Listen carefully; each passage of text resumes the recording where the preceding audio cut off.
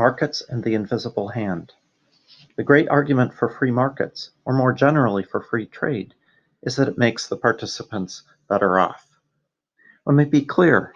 When we say markets, we're speaking of buyers and sellers, supply and demand, in a marketplace and the transactions that happen there. We're simply talking about supply and demand and how prices and quantities are determined. The logic is short and simple. If buyers and sellers are free to take part in a market, then their free choices in that market must make them better off. While this ignores the effects on others, it remains a powerful argument that the self-interested choices of individuals lead to good outcomes. Put another way, trade is not a zero-sum game, but is in its essence a positive-sum game.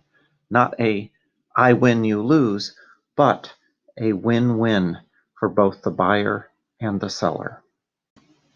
The more extended version of the argument focuses on the role of market prices interacting with individual choice. Prices are a signal to the individual, whether buyer or seller.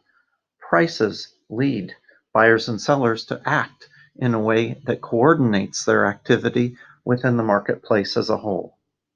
For buyers, high prices send a signal that a good is scarce, and the response, for those of typical incomes at least, is to purchase only when truly necessary or for special occasions. For sellers, high prices send a very different signal.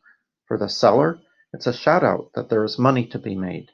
For this reason, sellers have every reason to make as much of this good or service available as possible. The high price is the signal to figure out how to bring this item to market. Demand and supply side following their own interests.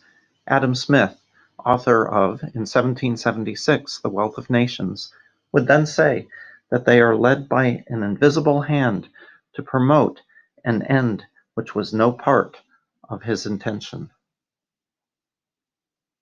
In services of an economy, we say that free and independent decisions of millions of people, led by prices, leads to a coordination of economic activity.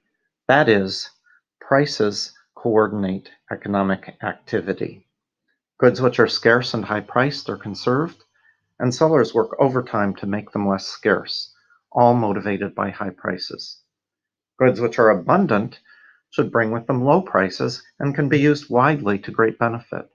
And should this wide use start to bump up price, the opportunity for sellers to profit is always present as a counterweight. Adam Smith sums it up. It is not from the benevolence of the butcher, the brewer, or the baker that we expect our dinner, but from their regard to their own interest. We address ourselves not to their humanity, but to their self-love, and never talk to them of our necessities, but of their advantages.